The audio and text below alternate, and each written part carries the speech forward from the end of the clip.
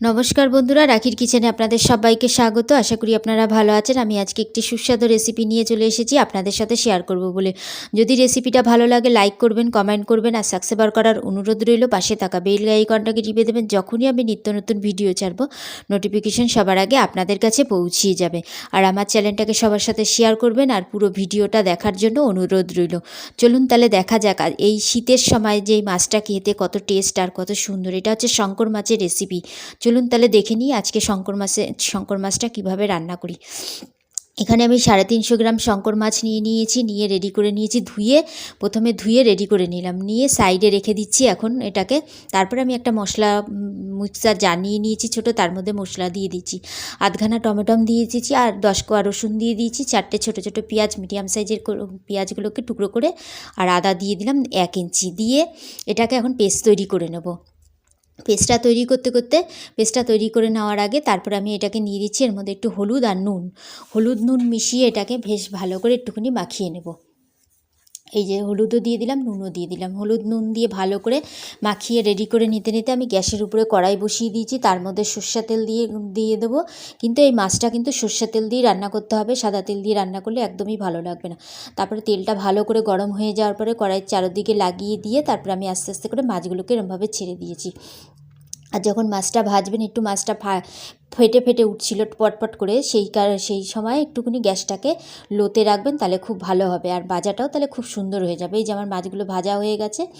এবার এই মাছগুলোকে আমি উঠিয়ে আলাদা একটা থালার মধ্যে রেখে দেবো। আর যে বাদবাকি মাছগুলো আছে সেই মাছগুলোকেও আমি এই একইভাবে সবকটা মাছ ভেজে রেডি করে নেব। এই যে এখানে দিয়ে দিলাম মাছগুলো। এবার এগুলোকেও ভেজে রেডি করে নিচ্ছি।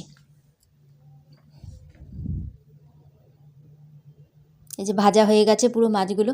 তারপরে আমি এখানে 2টো আলু নিয়েছি, 2টো আলুকে 6 টুকরো করে নিয়েছি। এই যে এরকমভাবে আতে করে 2টো আলুকে 6 টুকরো করে প্রথমে আলুগুলো দিলাম। আলুগুলোকে একটুখানি ভালো করে লালচে করে ভেজে নেব।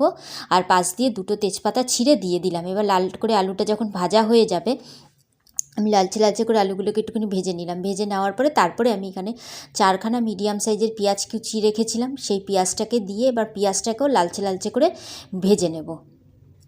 এটা পেঁয়াজটা লালচে করে বেশ ভালো করেই ভেজে নিতে হবে। এই যে আমি তুলে দেখিয়ে দিচ্ছি কেন লালচে করে ভাজতে হবে।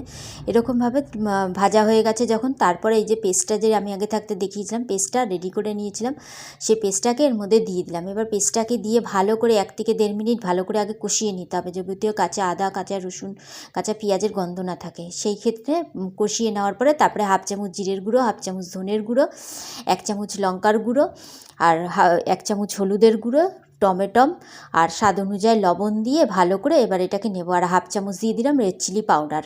ঝাল লঙ্কার গুঁড়োও আছে, রেড চিলি পাউডারও আছে। এবার এটাকে বেশ ভালো করে বেশ খানিকক্ষণ ধরে কষিয়ে নিতে হবে। আমি মাঝখানে একটুখানি জল ছিল, ওই জলটুকুনি দিয়ে দিলাম। এবার এটাকে মিনিমাম 1.5 থেকে 2 মিনিট সুন্দর করে কষিয়ে নিতে হবে। যে 1.5 থেকে 2 মিনিট হয়ে গেছে কষানো আর তেলটাও ছাড়তে আরম্ভ করে দিয়েছে, তার মধ্যে আমি আজকে একটুখানি নতুন ধরনের করলাম, যে একটা ছোট মিডিয়াম সাইজের ক্যাপসিকামটাকে 6 টুকরো করে দিয়ে ওটাকে নাড়িয়ে চাড়িয়ে নিলাম 1 থেকে 1.5 মিনিট। তারপরে আমি 1/2 চামচ ওখানে গরম মশলার গুঁড়ো দিয়ে দিলাম। আর এই গরম মশলার গুঁড়োটা আমি ঘরেই তৈরি করে নিই। তারপরে ভালো করে কষিয়ে নেওয়ার পরে আমি এখানে জল দিয়ে দিলাম, বেশ কিছুটা জল দিয়ে এটাকে নাড়িয়ে চাড়িয়ে খুব সুন্দর করে নাড়িয়ে দিলাম। নিয়ে নেওয়ার পরে তারপরে যখন টকবক করে ফুটতে আরম্ভ করে দিয়েছে, ঝোলটাও একটুখানি টেনে নিয়েছিল অনেকটাই, তারপরে আমি কি করেছিলাম, এই যে মাছটাকে আমি পুরো থালা ধরে দিয়ে দিলাম পুরো মাছটাকে।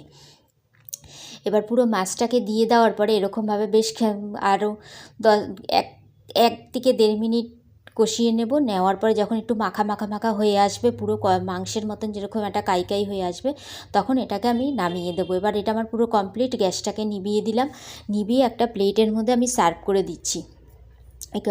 এটা সার্ভ করা হয়ে গেল শঙ্কর মাছটা। আর রেসিপিটা আজকের মতন এখানেই শেষ করলাম। আবার একটি নতুন রেসিপি নিয়ে চলে আসব। ততক্ষণের জন্য ভালো থাকুন, সুস্থ থাকুন। আর এই রেসিপিটা অতি অবশ্যই বাড়িতে আপনারা বানিয়ে অতি অবশ্যই খাবেন আর কমেন্ট বক্সে জানাতে ভুলবেন না।